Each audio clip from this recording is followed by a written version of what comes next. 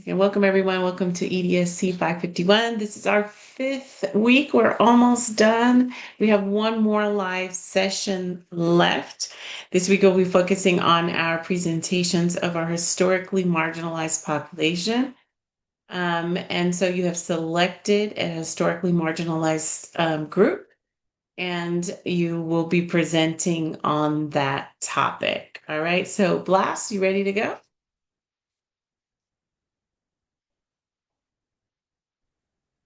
Yeah, let me go ahead and share my screen.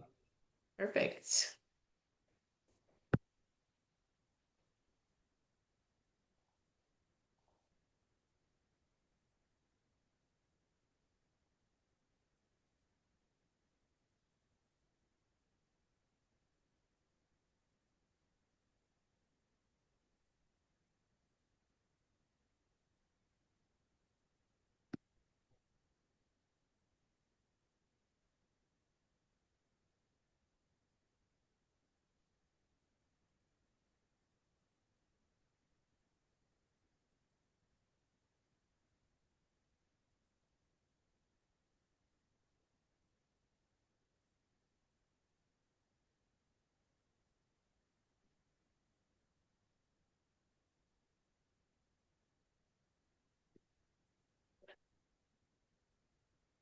Wait, can I actually go? Sorry, can I go second? It says I need to quit the application and reopen it to share screen.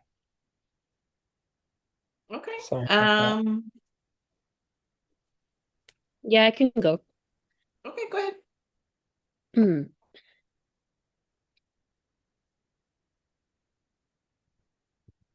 Sorry. Can you see my screen? Yes, we can.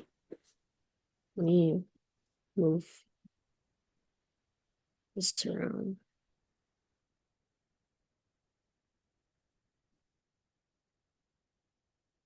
I'm not sure if the Zoom stuff is in the way. I hope not. Okay. Okay. Hi, No, everyone. I'm sorry. Everything looks good. Thank you. Yes. Okay. Yes. My name is Daniela, and the marginalized group I decided to present and research on was the foster youth in our schools.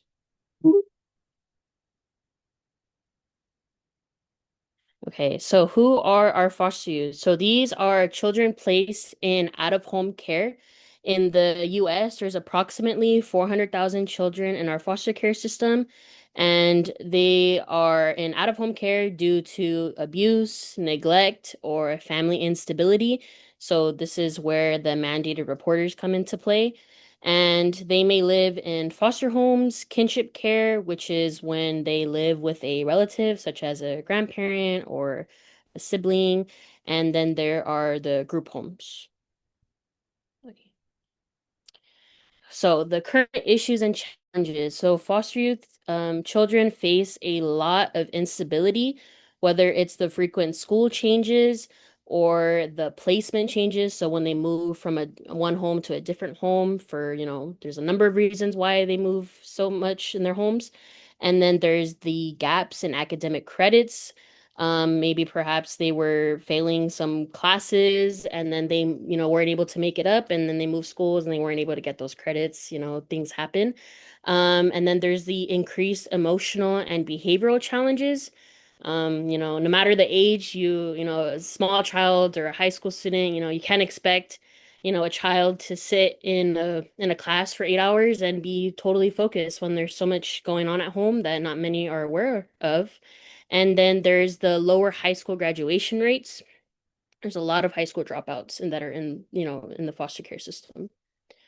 And then the one of the laws that I researched on was the Fostering Connections Act, which was established in 2008. So this promotes educational stability for foster youth, and this encourages students to remain in their school of origin. So what I mean is, when they move, because a lot of moving homes, this happens, right? So when they move to a different home, even though they might be closer to, the school that they're at, we want to keep them in the same school as much as possible because, they made a lot of rapport in that school. We don't want them to have to make new friends, to meet new teachers, a new campus. There's a lot of emotional instability with that. And then it requires collaboration between schools and child welfare agencies. And so the impact of this, so this means fewer school disruptions, improved academic consistency, and the increased emotional stability. So we're trying to keep them in the same school so that way, we're trying to make sure that that high school dropout rate doesn't, increase. We're trying to, avoid that as much as possible.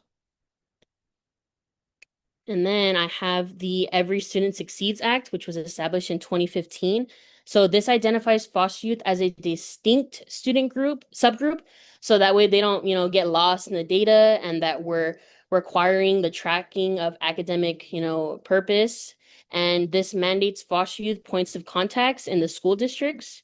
And so what I mean by that is here you can see in my county, Imperial County, we have all the districts we have, and then we have the foster youth liaisons, their names and their positions, and then we have, their emails, their numbers, and this is easy accessible. I just searched this up. And so the purpose of them is to make sure these liaisons are up to date with their educational rights. They're making sure that they that these credits aren't lost, that the credits, or I'm sorry, the credits aren't lost, or we're trying to they're keeping in track of enrollment and stuff like that. So they're just another asset for the foster youth students. So the impact, this is greater accountability for academic success, improved coordination of services. So there's a lot of services out there that many children and adults don't know about. So that's why it's important that we are trying to spread as much information as possible so that they take advantage of these services, and increase access to educational support. So that way we're all on the same page trying to help out these students, graduate. So applying these laws as a school counselor, we're an advocate for school stability and proper credit transfer, a collaboration with foster care liaisons and child welfare agencies, monitor academic progress and attendance, making sure these kids are going to school, and provide trauma-informed counseling support, and uphold ethical responsibility to protect student welfare. So as we've been learning, like in our book, we have an ethical obligation to make sure that we are not being a disservice to these kids. And these are my references, and thank you. Thank you. Well done. Are you ready to go now, Blas, or would you like someone else to go before you? Yeah, I should be able to go. Um, are you able to see my screen yet? Yes. Okay, perfect. Sorry about that.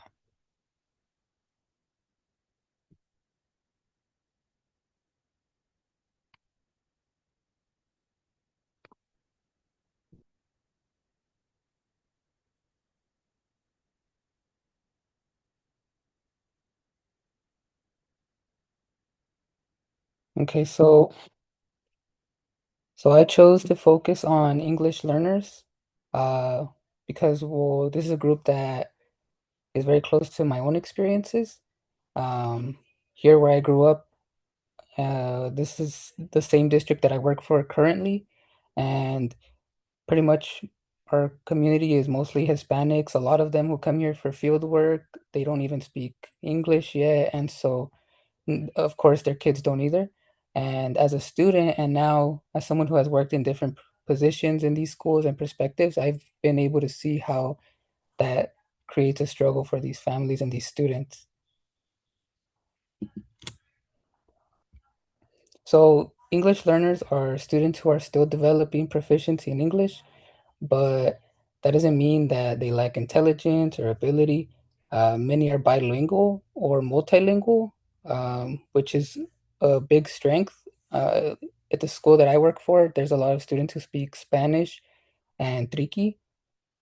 It's just that they don't know English. Um, so I've noticed that these students are sometimes underestimated simply because of language barriers. As a future school counselor, I think it's important to understand who English learners really are and the assets that they bring to schools, not just focus on the challenges.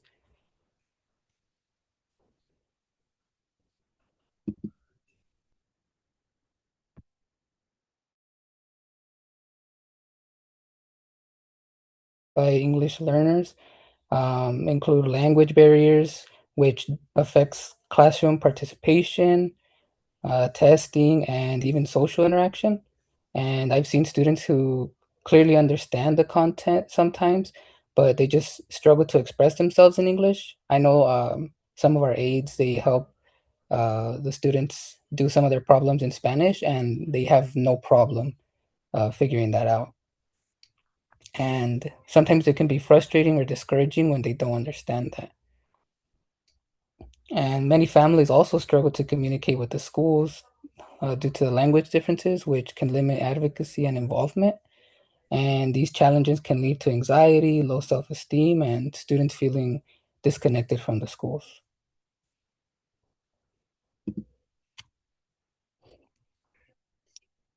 So for the first law, it would be from Lau versus Nichols. It was a landmark Supreme Court case that recognized that simply placing English learners in English only classrooms without support is not enough.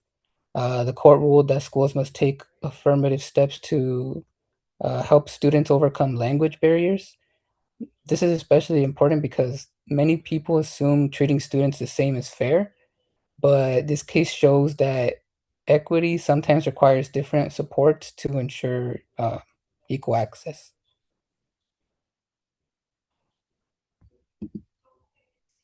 And the impact um, is that this law directly impacts students' educational functioning by requiring schools to provide language support services like ESL or bilingual programs. When these supports are in place, students are more likely to understand the content, participate in class, and feel successful. From a mental health perspective, reducing frustration and confusion can help lower anxiety and improve students' sense of belonging in school.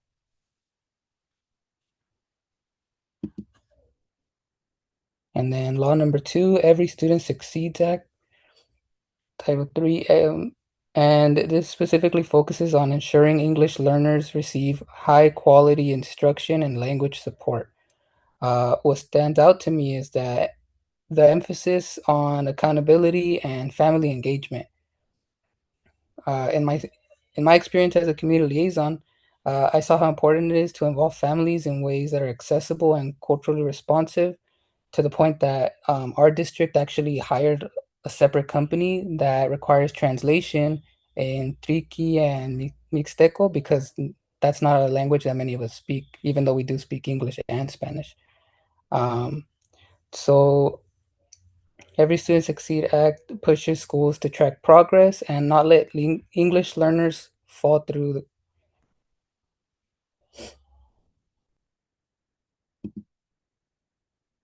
So applying these laws as a school counselor. As a school counselor, applying these laws means being an advocate. That includes making sure students are receiving appropriate language services, and the families understand their rights. I would also focus on supporting students' mental health by creating a safe and welcoming environment where they feel understood and valued, and that they know that it's everybody has different struggles, and that language barrier should not limit them as much as some of them will believe that it should. And I think that my background working closely with families and different and seeing them from different perspectives and the different positions I've had in schools, uh, it helps me understand how important trust and communication are.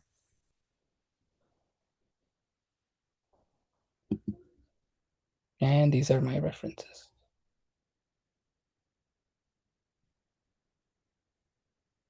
Thank you so much. Excellent. Well done. We have Brianna next.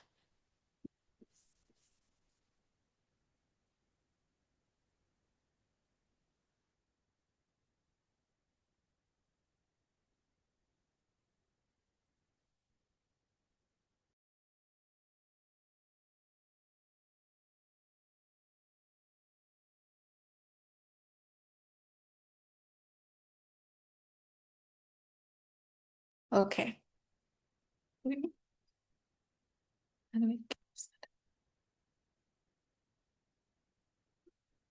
Oh, okay. You guys can see the screen?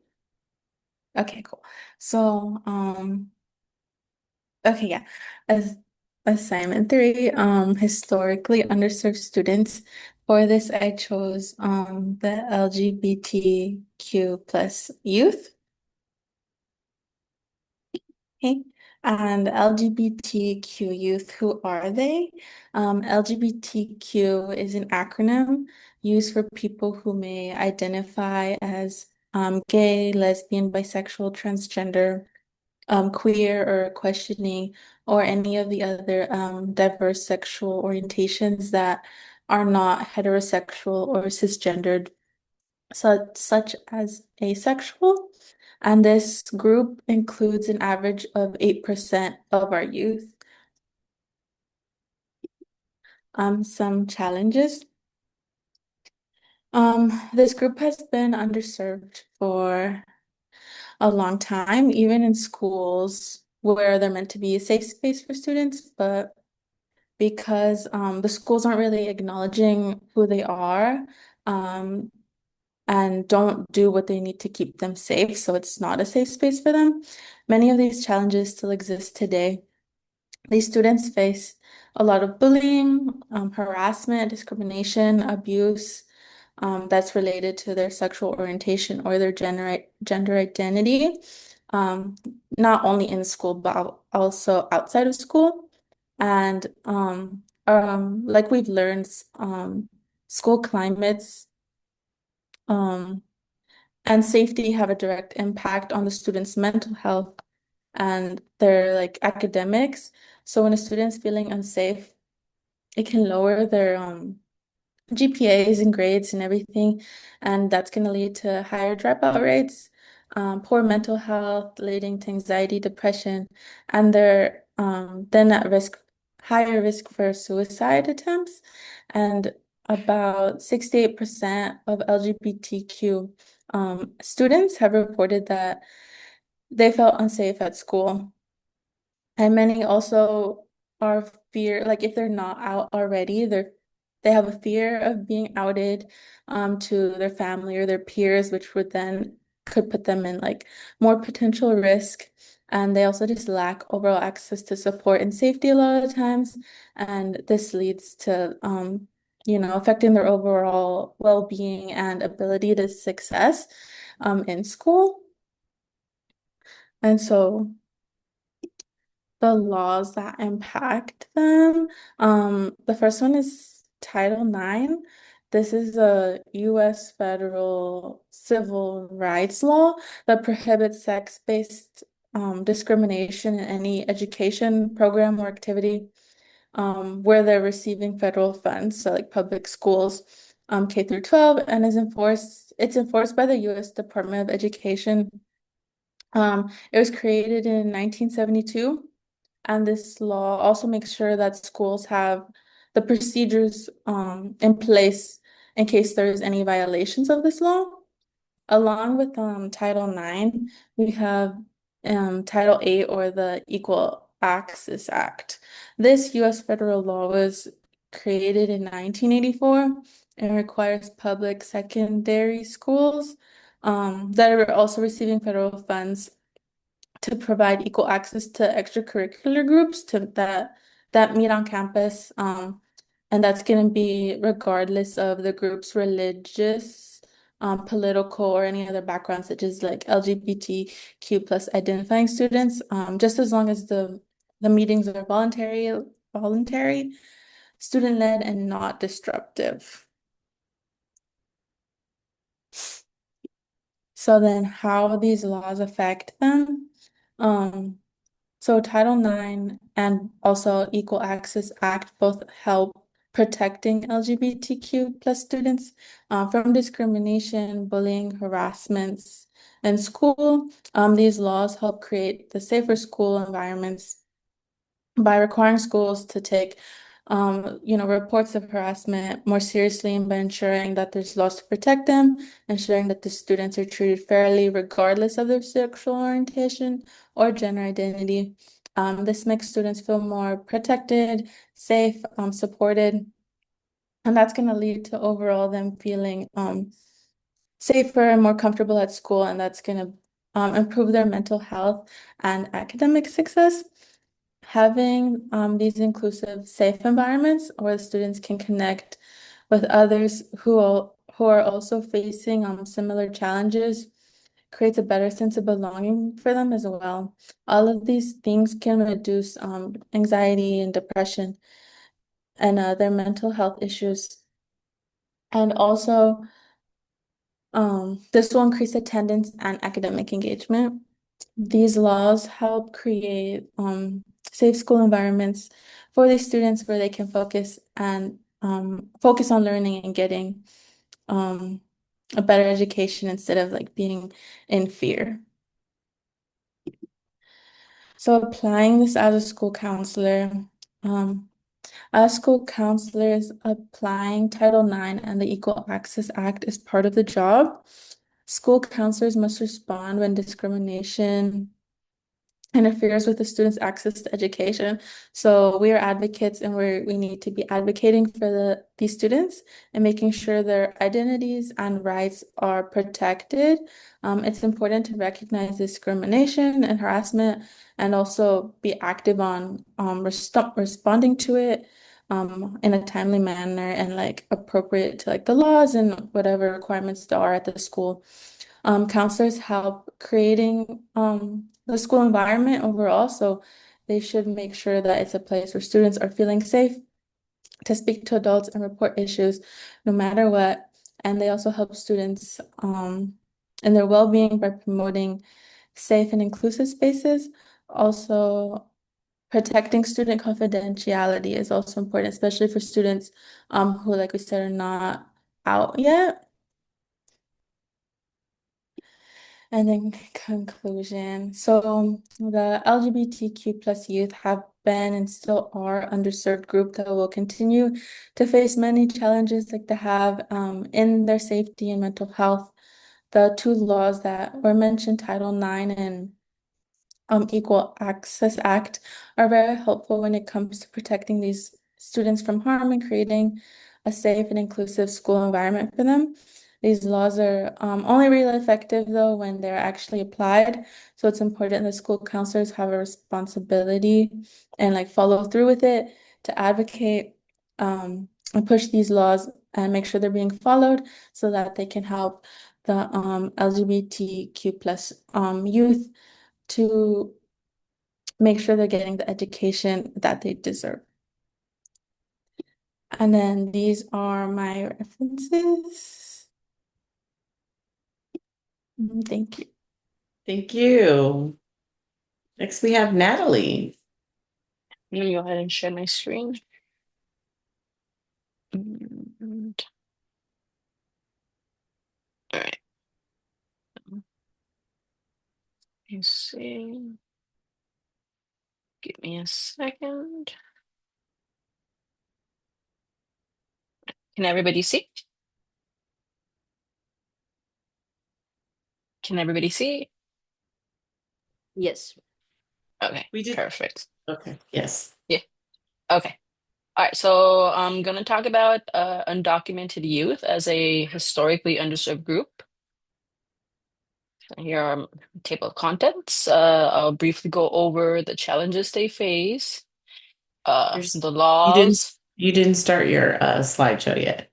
No, it's not showing. No. That's It's so just on the strange. first, it's on the first one. Yeah? What about now? Nope. Still. It's Give me a second. It's saying that it's paused. uh-huh. Uh-huh. That's so strange. How would I get it to resume? Um, I don't know. Let's see. I'm gonna stop sharing and then I'm gonna go ahead and continue again. Share. S-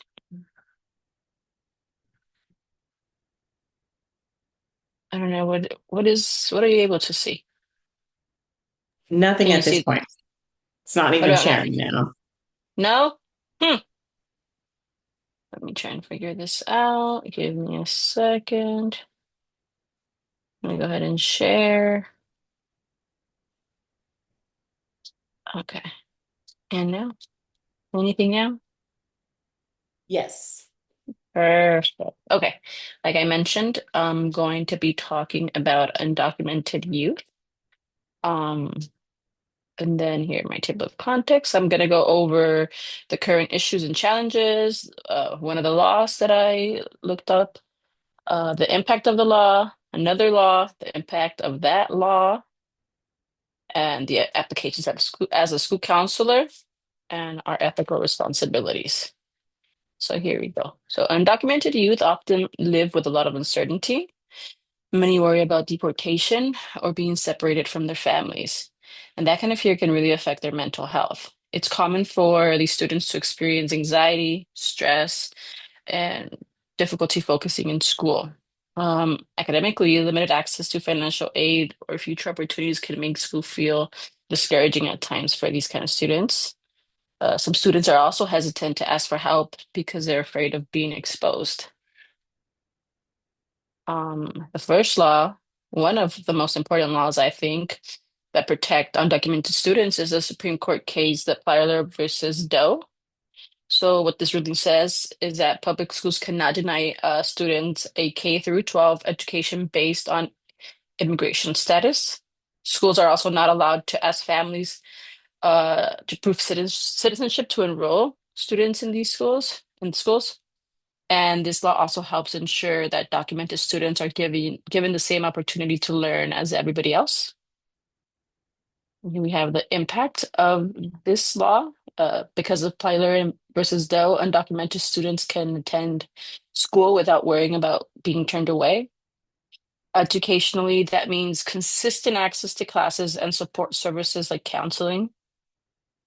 From a mental health standpoint, it helps reduce fear, the stress, and it allows students to feel safer and more included in school, which is really important for both their learning and emotional well-being.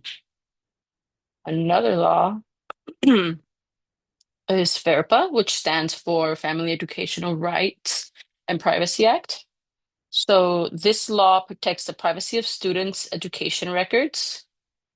This law is important for undocumented youth, especially for undocumented youth, because it prevents schools from sharing their personal information. This includes their immigration status or anything like legal related details without consent or it being a legal requirement. FERPA also creates a sense of trust between students and the school. And then the impact of FERPA, it plays a big role in helping undocumented students feel comfortable seeking support. When students know their information is confidential, they're more likely to talk to a counselor or ask for academic help. This protection allows them to participate fully without constantly worrying about their family's safety or legal status being exposed. And we have application as a school counselor. As a school counselor, I would create a safe and welcoming space for undocumented students and all students in general, regardless of their legal status. I would be mindful not to ask unnecessary questions about immigration status and would prioritize confidentiality when it comes to cases like this. I'd also help students understand their rights, support their emotional needs, advocate for equal access to academic and higher education opportunities. And then ethical responsibility. And my conclusion, I think ethically, school counselors should be responsible for protecting students and advocating for their well-being. Laws like the Plyler versus Doe and FERPA allows counselors to focus on supporting students instead of enforcing immigration policies. Uh, both laws, Plyler versus Doe and FERPA, protect undocumented students' access to education and privacy, allowing school counselors to support both their mental and academic success. And here are the references I used. And yeah, let me see if I can. Thank you Stop that. so much. We have You're Jimmy welcome. next.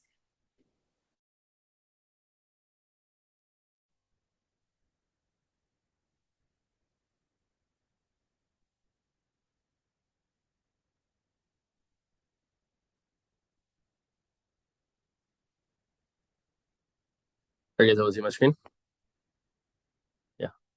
All right. Well, hello everyone. My name is Jimmy Flores, and the topic population I decided to discuss today is the undocumented youth.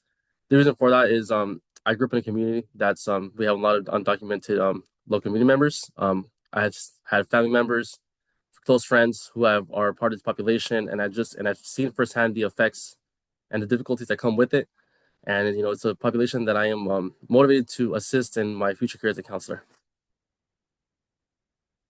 Current issues and challenges. According to TSD 2025, there has been a dramatic increase in student absences due to the unfortunate recent ICE raids happening throughout the United States.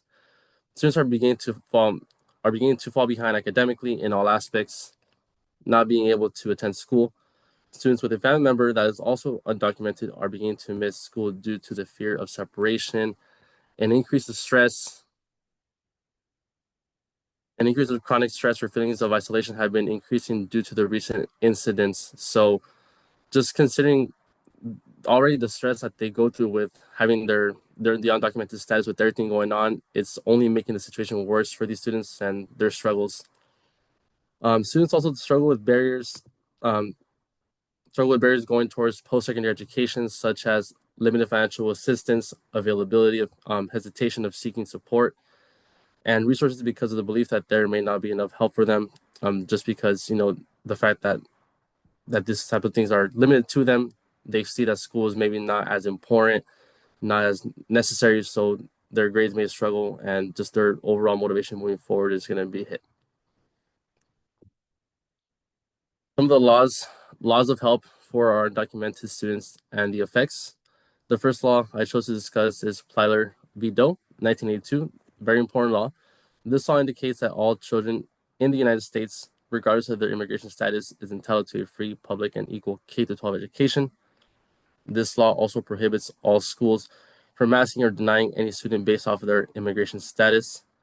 This law also creates a sense of safety and peace for the student and their families. This is something very important, just considering the fact that undocumented families on a constant basis live in a sense of fear. So having a safe space for their children to go and feel like they're not going to be judged and not going to be questioned about themselves is going to be very crucial for the student to be able to succeed and have that peace of mind that is needed for every single person. Second law/policy, DACA 2012, the Deferred Action for Childhood Arrivals. This is a policy law that was passed for students or the undocumented youth below like college level up until the young kindergarten age. These are students who have been here in the United States for many years and know this place as their only home. So this law, while it does not establish permanent status, it provides a temporary protection for these students from deportation. Students are also able to obtain social security numbers and work authorization, which is something very important. This is a solution to that issue of the lack of pursuing post-secondary education, just due to the fact that with having that social security number and that extra feeling of safety with this policy, they're able to pursue these opportunities that otherwise they were not able to or felt like they weren't able to. Having DACA allows students to pursue higher education. It also has led to lower sense of fear, but more feeling of belonging in the United States of America.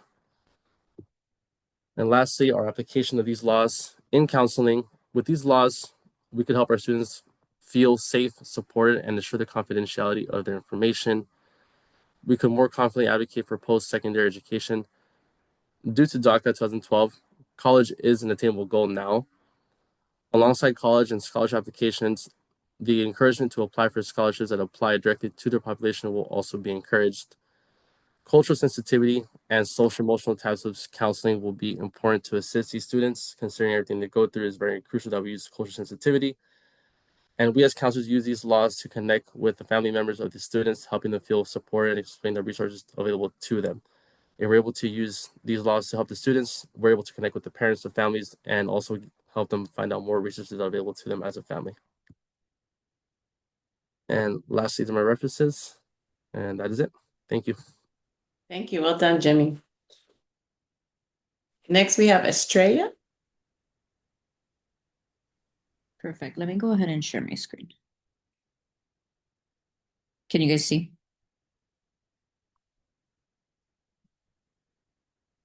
Can you Yes, guys we can see. Okay, perfect.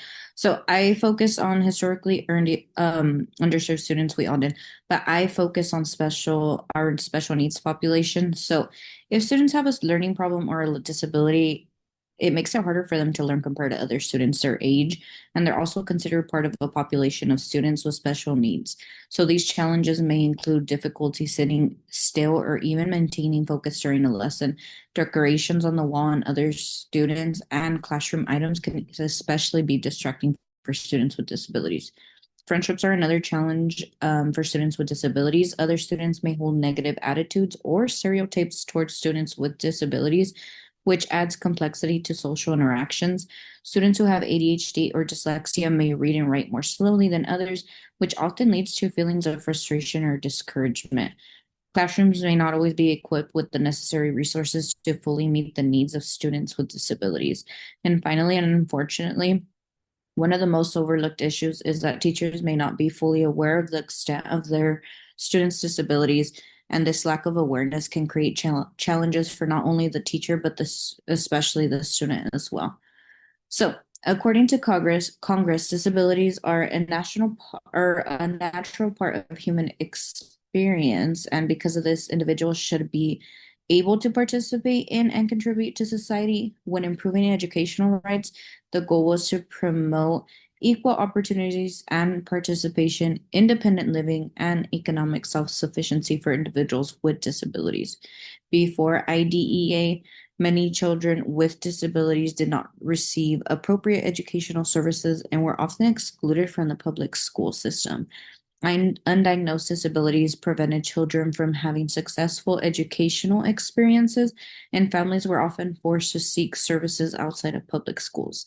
After years of research, though, and experience, it has been shown that children with disabilities can achieve educational success by having higher expectations placed on them, receiving access to general education, meeting developmental goals, and being prepared to lead productive and as independent individuals' lives as long as possible. So, under Section 504, Section 504 is a civil rights law that prohibits discrimination in public schools, institutions of higher education, and other state and local education agencies that receive federal funding. Section 504 requires schools to provide accommodations and modifications for students with disabilities to ensure equitable access. Students who do not qualify for special education services may still qualify for accommodations and modifications under Section 504, which are implemented through a 504 plan. For example, a student with a hearing impairment may require preferential sitting and speech to text accommodations in order to access the curriculum. So, how do these laws affect our students? So, mentally higher functioning students are not being looked down upon or left on, and they're actually able to develop at a pace that is appropriate for them. In educational terms, these laws ensure that children with disabilities are now able to receive a free, appropriate public education that emphasizes special education and prepares them for a future or for a farther education, employment, and independent living. The rights of children and parents are now protected, and educators and families now have the tools needed to improve educational outcome through improved practices, coordinated research, and personal preparation. And with the 504 plan, schools have a structured approach for providing support and removing those barriers for students with disabilities. This plan also outlines services and environmental changes that ensure that students are able to learn alongside their peers in an inclusive setting. So, last but not least, as a school counselor, our roles are going to focus on providing culturally responsive, inclusive individual and group counseling that aligns with students' IEPs and 504 plans through short-term and goal-oriented support. It emphasizes on family, we emphasize on family engagement or should by encouraging the participation in the educational process, also increasing awareness of student needs, and offering additional support when necessary. Our roles are also going to include advocating for students with special needs both within the school and within our broader community, while also collaborating closely with multidisciplinary support teams such as our school psychologists, therapists, special education staff, and speech and language professionals. And here are my references. Thank you, Australia. Next we have Hannah. Okay.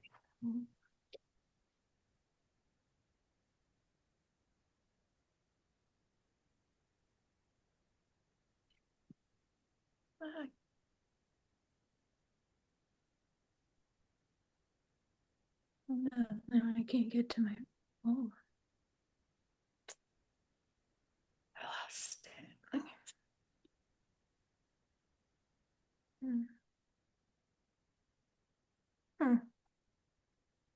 Try again.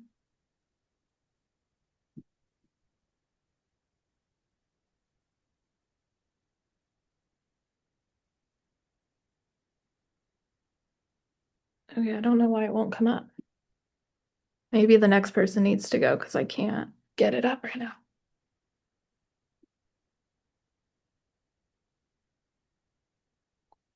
I don't know. Do you want to go to the next person really quick? I don't know why it won't. Sure, no problem. Raina, just take your time and we'll come right back to you.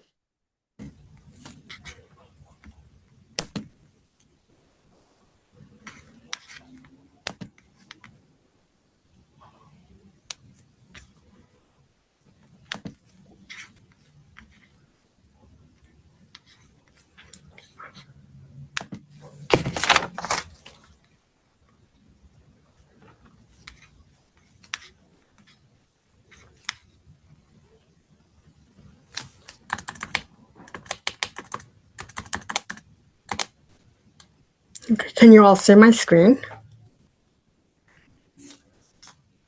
Yes, we can. Yes. Great. Good evening, everyone. My name is Reina Flores, and today I will be presenting on socially and economically disadvantaged youth, mainly focusing on the low-income population.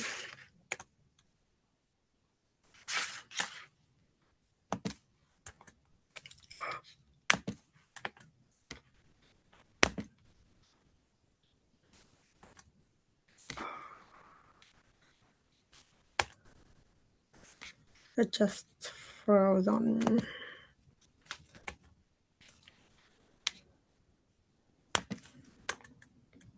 Can you guys see my screen at all? We can see your screen, but I think you need to minimize your Zoom real fast so that I'm not showing because I'm blocking most of the screen. The Zoom is blocking most of the screen. Okay.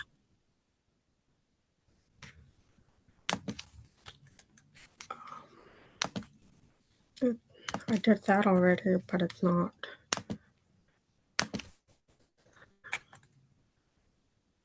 Okay. I'm gonna go ahead and move on to the next slide. The current issues and challenges that this population faces, economic hardships, unstable living conditions. Many times those populations are overcrowded, have multiple family members living in one place, inadequate nutrition use. There's little to no parent involvement at times, stressful home environment, maybe due to financial hardships, obstacles to higher education. Children in poverty are frequently face hunger, disease, instability, and insecurity, leading to behavioral problems, poor academic achievement, and social and emotional development issues.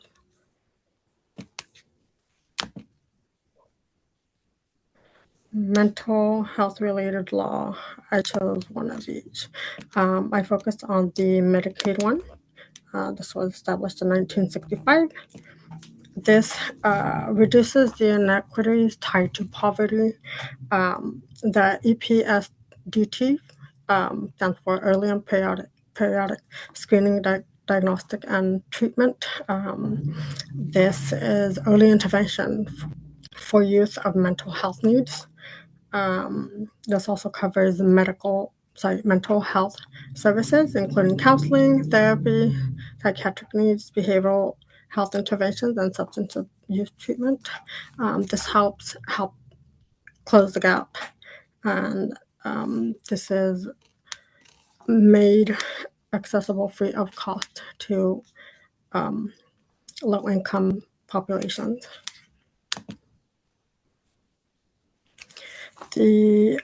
Another very important law was the Every Student Success Act, 2015, that focuses on the whole child approach.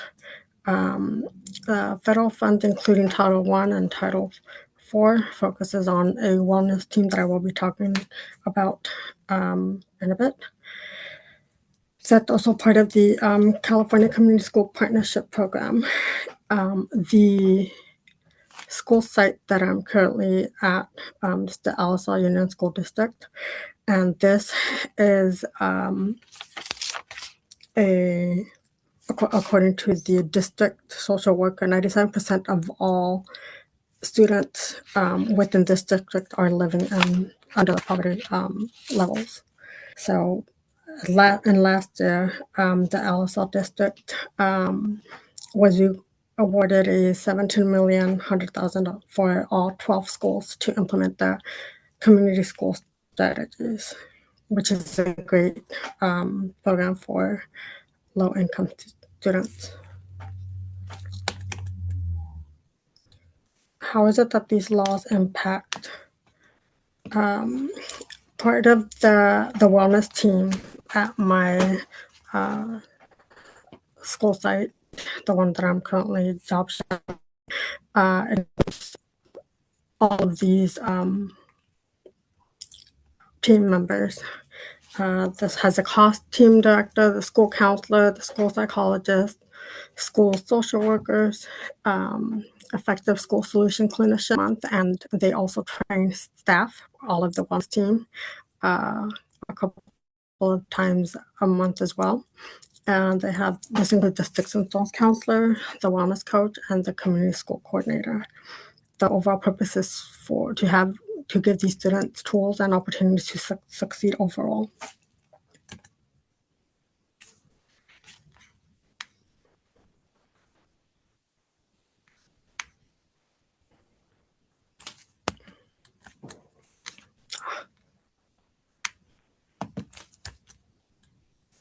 How is it that we as counselors can apply these laws?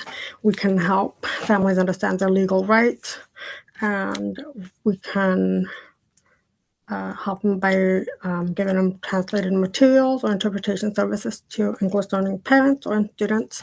We can safeguard sensitive information, including income, housing, and immigration status. We can identify students that are eligible for services under Title I programs. We can connect families to local resources. And we can always make sure that the students are not excluded from qualifying services. It is important for counselors to keep up to date with law changes and find out ways that they can benefit this community.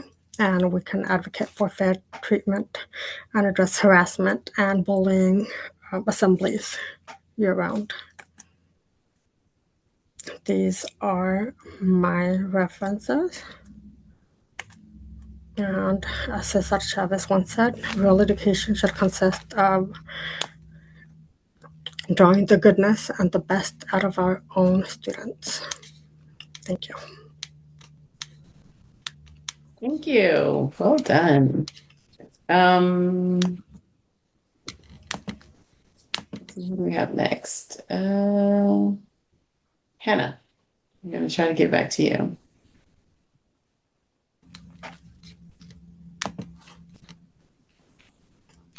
Oh, I think Raina has to, is she still, it said I had to request to share my screen, so I don't know.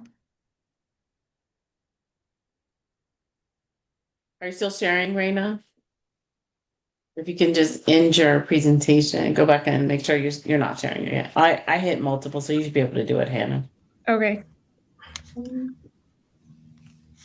It doesn't show on my, and I closed it. Okay. I think it is up though, so can everybody see it? Yeah, you can see Okay. it. Okay, so I also did special needs students. The current issues and challenges include systemic and resource challenges, social and emotional barriers, academic and functional obstacles, advocacy, and administrative hurdles. So insufficient funding in schools limits the ability for them to provide assistive technology for students, specialized materials, and adequate staff. That includes special education teachers, speech therapists, and other trained experts for these kids. Some schools also lack elevators, ramps, and sensory-friendly spaces for special education students. And most schools have a one-size-fits-all curriculum, and that doesn't accommodate a child's IEP. Students with disabilities often face bullying and have a hard time forming friendships. There are negative attitudes from students and staff that can lead to lower expectations and a sense of burden around a student's condition. There's also a pressure to keep up with peers, and that's combined with social isolation that leads to anxiety, depression, and lower self-esteem. Students with hearing, speech, or other neurological impairments find it difficult to express their needs or understand classroom instruction. Many students struggle with organizing work, managing their time, and following multi-step instructions that leads to poor academic performance. And a lot of standard classrooms can be overwhelming for students with autism or other sensory processing disorders. And then navigating legal and administrative requirements to secure those services and accommodations can be very exhausting for parents. And there can be a lack of planning and support to help students as they transition from high school into post-secondary education. So one of the laws is the Individuals with Disability Act that focuses on IEPs, which are legal documents that outlines a child's specific learning goals and the services that they receive. Students with disabilities,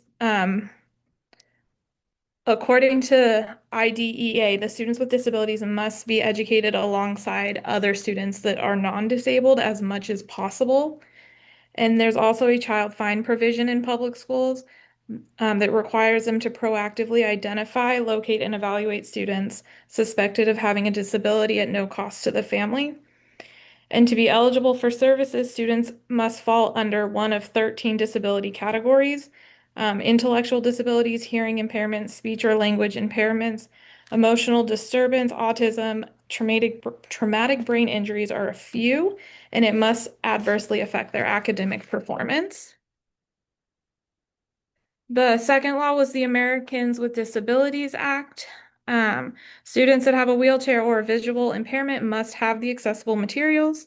Counselors are also responsible for providing any auxiliary aids, which would include a sign language interpreter or translated materials.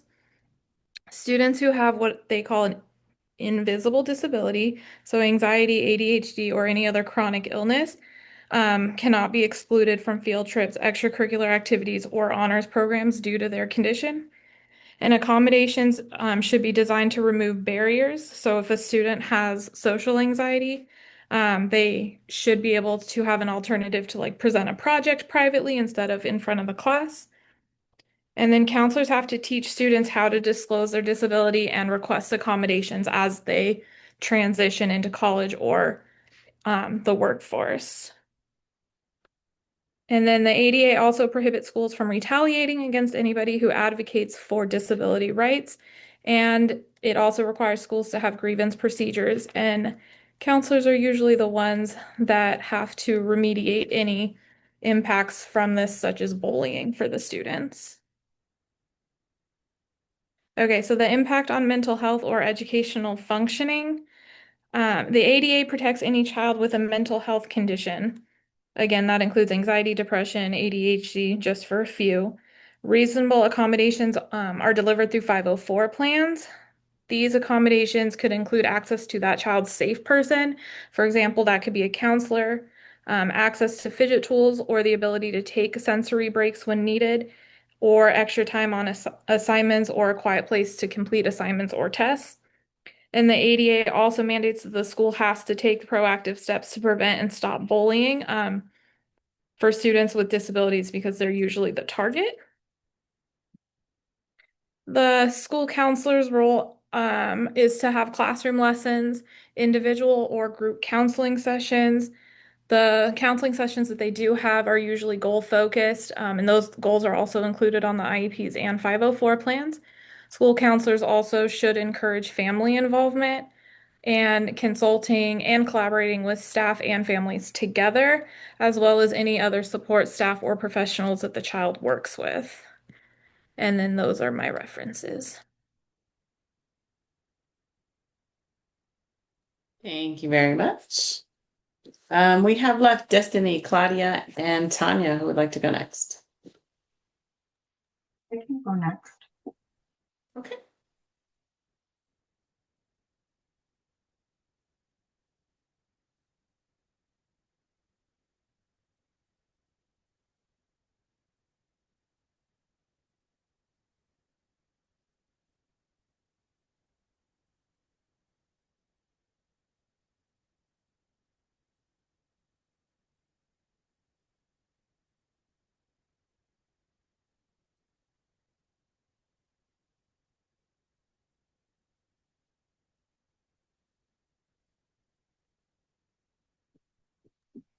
Can you guys see my screen? Yes. Okay, so hi everyone. My topic is about LGBTQ youth students.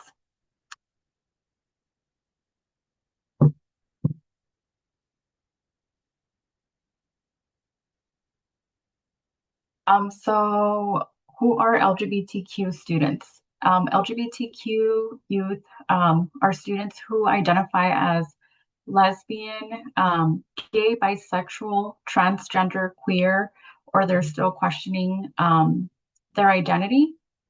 For a lot of these students, school is where they spend most of their time. So how they are treated there really matters.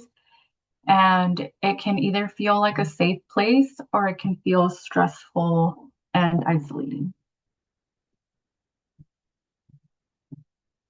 Current issues and challenges. Many LGBTQ students deal with things like bullying, being mistreated, or feeling afraid to be themselves. Some worry about being outed to their families or teachers, and others don't feel comfortable using bathrooms or locker rooms.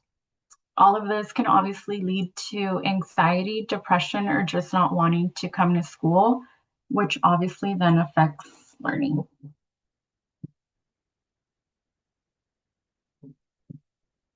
Law number one that I'm going to talk about is Title IX. And one important law that protects LGBTQ students is Title IX. This is a federal law that originally focused on sex discrimination, but today it includes gender identity and sexual orientation. And basically, what this means is that schools are legally required to protect LGBTQ students from discrimination and harassment.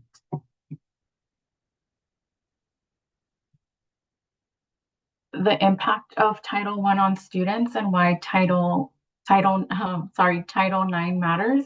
Title IX helps make sure LGBTQ students can go to school without being targeted or treated unfairly. So, for example, schools have to respond when there is bullying, and transgender students have the right to be treated according to their gender identity. When students know that the law is on their side, it helps them feel safer and also more confident.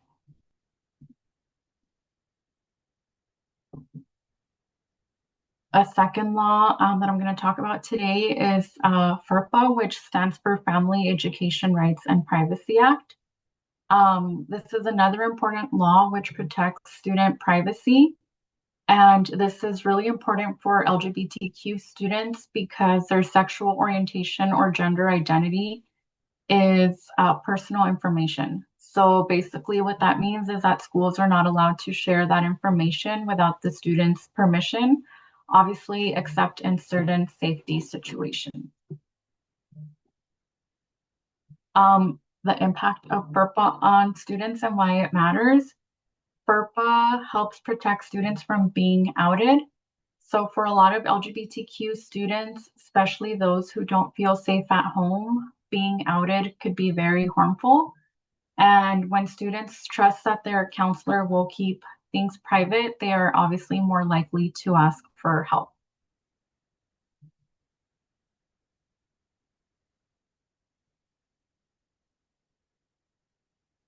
What this means for school counselors. As school counselors, we have a big role in making sure that these laws are followed. We need to protect students from discrimination, keep their information confidential, and speak up when we see something isn't right. We also need to create spaces where LGBTQ students feel accepted and supported.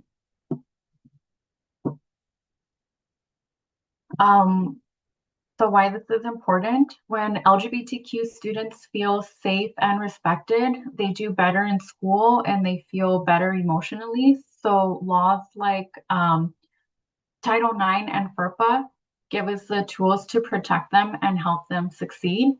But it's up to counselors and schools to actually apply them.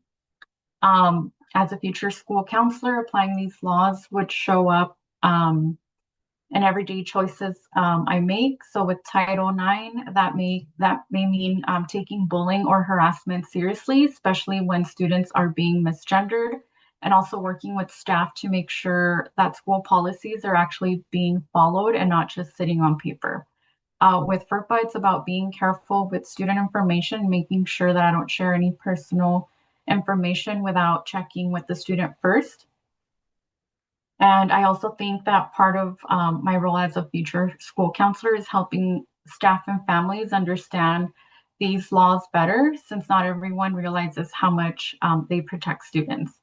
And my goal is for LGBTQ students to know that there's at least one adult on campus that they can trust and feel safe going to. And these are my references. Thank you, and that is it. Excellent. Thank you.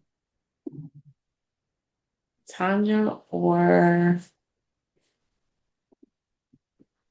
Destiny? I could go next. Okay, go ahead. Claudia, I think you're still sharing. If you can stop sharing.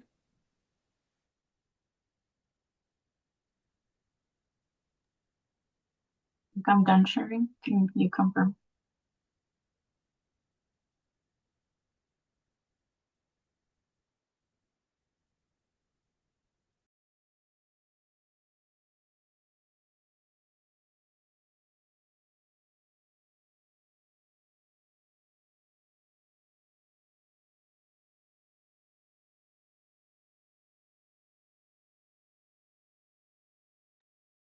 Sorry, I'm having trouble sharing my screen.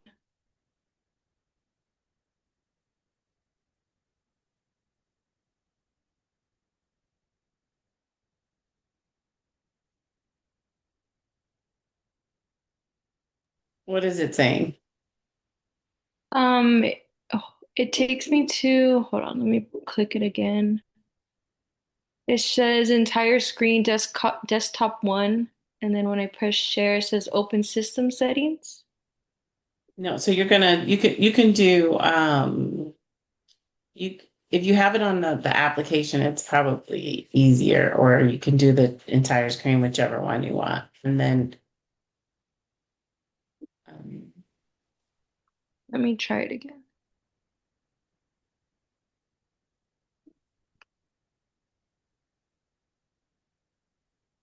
In,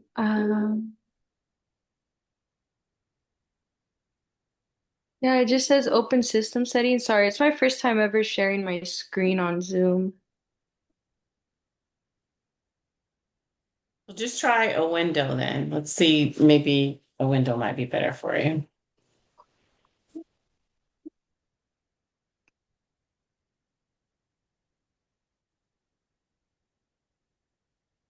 So you should have windows up and then select the window that has your application, has your PowerPoint. Yeah, it's because I have the window open, but it's not letting me like click on. It just takes me to the screen that says desktop one, and then when I click on it, it'll just say open the system settings.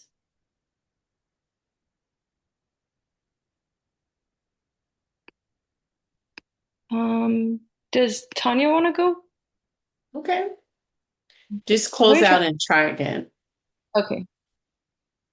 Can you guys hear me? Yes. Okay.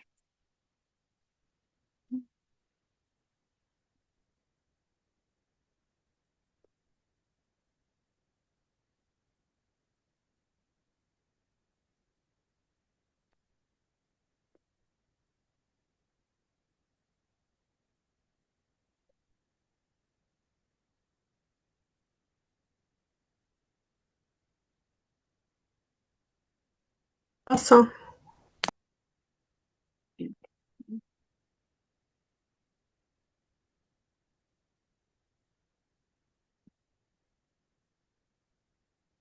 Tanya, you're gonna go, right?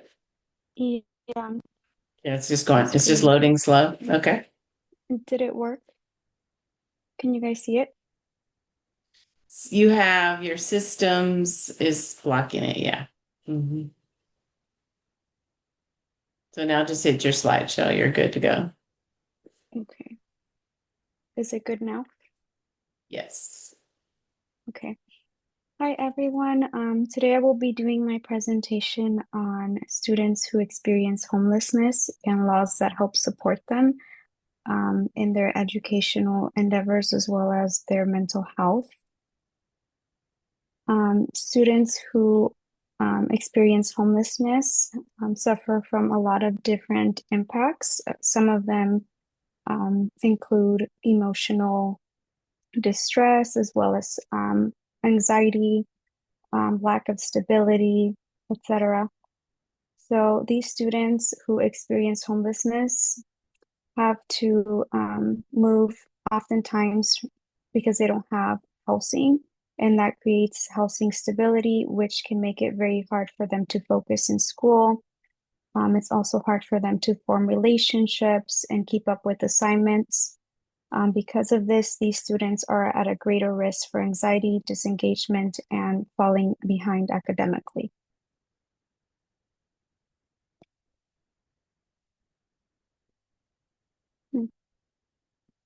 Okay. One major law that protects these students is the McKinney-Vento Act. This law ensures students experiencing homelessness, they allow them to enroll in school right away, even without documents. It also gives them the right to stay in their school of origin, which helps them maintain learning stability. Schools can also provide transportation and connect families with support. These protections reduce disruption and help students stay connected in their school. The second law is the Individuals with Disabilities Education Act, or IDEA. If a student is experiencing homelessness and also has a disability, they also have the right to special education services. Schools must identify and evaluate students who need support, and services continue even if their housing changes. If a parent is not available, a surrogate adult can be assigned. IDEA also works together with the McKinney-Vento to help make sure students don't lose services because of their instability. Impact on mental health and education. These laws are also put into place to help create a strong impact. School stability lowers anxiety and helps students feel safer. Access to counseling and support services improves emotional well-being. Transportation and enrollment protections prevent gaps in learning, and consistent school relationships help students feel connected and have a sense of community. Schools can also identify concerns earlier and help support both their mental and emotional well-being, as well as their academic success. Applying these laws as a school counselor. School counselors help make these laws meaningful in everyday practice. Oftentimes, counselors are the first to identify these types of students. We help them connect with the McKinney-Vento liaison and collaborate with teachers and service providers. We protect students' confidentiality, monitor their academic and emotional needs, track attendance, and advocate for equal access to services. Our role is to remove barriers and help support students so that they can all stay engaged in school. Conclusion. Students experiencing homelessness face significant challenges, but schools can be a place of stability and support. Laws like the McKinney-Vento and IDEA protect students' rights, and school counselors help turn those protections into real support. Through collaboration, advocacy, schools can reduce barriers and help students succeed both emotionally and academically. And those are my references. Thank you, Tanya. And Destiny, be able to get it working? Yeah, I believe so. Perfect. Yes, you're headed in the right direction. Looks like it's going to share in just 1 second. There we go. So you can see my whole screen? Yes, we can. Okay. Okay, so hi everyone. Today I'll be discussing homeless youth as a historically underserved student population. I'll briefly go over some of the challenges these students face, two important laws that support them, how those laws impact students' mental health and education, and how we could apply them as future school counselors. So some of the challenges faced by homeless youth is often lack of transportation, housing instability and frequent school changes, limited access to school supplies or technology, and trauma, stress, depression, and anxiety. Because of these challenges, they often struggle with attendance, academic performance, and just their overall connection in the classroom with teachers and students. One of the first major laws that some of you might already be familiar with is the McKinney-Vento Homeless Assistance Act. This law supports homeless youth and ensures that students have the right to remain in school of origin, ensures immediate school met, transportation services, and access to free meals and school programs. The impact of McKinney-Vento on mental health and education. The McKinney-Vento help provides consistency and stability. This is extremely important for students dealing with housing instability. It also reduces school disruption, supports emotional security, improves attendance, and increases academic support. The second law is Every Student Succeeds Act. So this law ensures that it provides access to academic support, ensures equal educational opportunity, requires collaboration with community services, and requires identification for homeless students.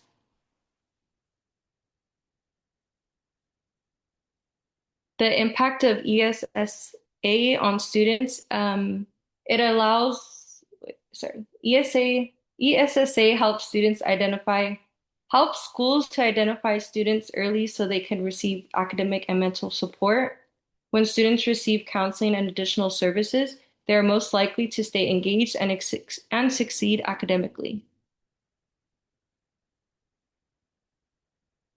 The role of a school counselor. As school counselors, we play a major role in supporting homeless students. We advocate for their legal rights under the McKinney-Vento and ESSA. We provide trauma-informed counseling and connect families with resources. We also collaborate with school staff, and academic and support.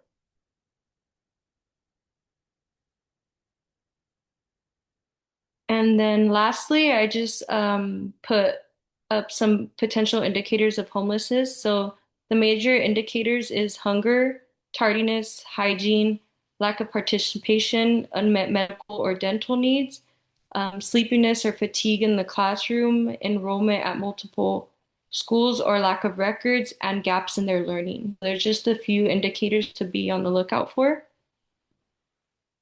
And Here are my references, and that's all. Thank you. Thank you so much. So all of these historically underserved populations kind of come together, and we kind of assist them all. So with the homeless population and our special needs population, counselors have to show with our NTSS that these students are receiving intensive intervention, for their needs before we can move to the special education. So even with our diagnoses that, some of the students have, one of our students mentioned that we need to eliminate the barriers. And when we're eliminating those barriers, we're making sure that we're using, universal design for learning, making sure that those barriers are eliminated in the general ed setting. So what we're trying to do is to eliminate more people going into the special ed population and only those going into the special ed population that have a need for it, like that individualized plan comes together for that student specifically because their needs are not being met by the general education. Another factor that is that counselors play a role in for special education is we have to make sure that they're getting that intensive intervention. So we always are talking about tier 1, tier 2, tier 3 supports. And as we're talking about those supports, it's difficult for the psychologists and the RSP, those doing the assessments, to go ahead and give a student an individualized plan if those supports have not been designated. So if you're showing that the student is behind academically, then that student has to have had intensive intervention in a different model that shows that you've gone back and retaught that information, and that student is still not able to get their needs met. And likewise with as counselors, when we're talking about anxiety and all of that, we're making sure that the student has received some type of counseling or counseling services that is helping them to um, do better um, and learn those skill sets that they need to self-manage in order to be able to not need that specialized individualized. Other health impaired does pop up, but it's not popping up as frequently as it was in the past. They are not using that as often because it puts the student in that category and they can function well in the general ed population. So these are some things that all of these, kind of things go together as we help to support all of the students on our campus. Okay.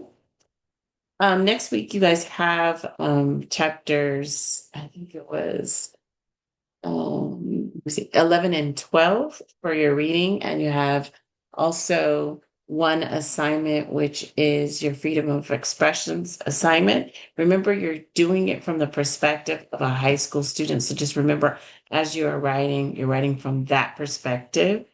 And our final week in our live session, we'll come back. I'll go over a couple of topics for that week 7, and you have 2 discussion boards due then. So please focus on your final assignment also, which is your signature assignment, which is your analysis of a major ethical theme. We talked about things. You guys have given me some ideas on what you want to do, and I've approved those ideas. So if you decided to change it, you can go back to that video where it was in the chat and take a look at that to see if you are struggling with ideas. Any questions, concerns? Yes. Mari, you have to approve. We have to give you the idea first for you to approve? No. I was just okay. helping you so you don't do it incorrectly. There's no room for change if you do it. If you have any questions, please let me know. Okay. I just don't want you to, because we talked about the population group, but the themes in the textbook are not about those population groups. Okay, so that's what I don't want anybody to start writing a whole thing on homeless, special ed, all of those things, because that is not the major themes in the text. That's a group of people, but not the theme of our ethical and law. Okay. So I just want to make sure. So if you have any questions about that, you should be looking at the themes in the textbook and looking for law case studies on those major things. So Such for as example, child abuse. Question. negligence Sorry. would be okay. I'm Yeah, sorry. negligence. I'm sorry. Everybody, two people were talking at the same time, so I didn't hear you. No, go ahead. Negligence would be okay. Yes, Okay. negligence is fine. Yes. See, that's the thing. That negligence, child abuse, duty to warn. We talked about some of those things. Those are the things we got a little confused last time. So some people were throwing out some of the populations, and I just don't want that to happen again. Okay. Because once you start doing that, then that's wrong, and then there's no room for correction. All right. Remember, your assignment is due on Wednesday of that final week 8. Feel free to, if you have any questions about your topic, just shoot me an email. And if you know, have any concerns, to shoot me an email and I'll just go ahead and say, yes, that's fine. Some people have already done that. Okay. But there's no approval that's required. Okay. All right. Thank you guys. Have a wonderful evening, and I will see you again in our final week 7. Good night.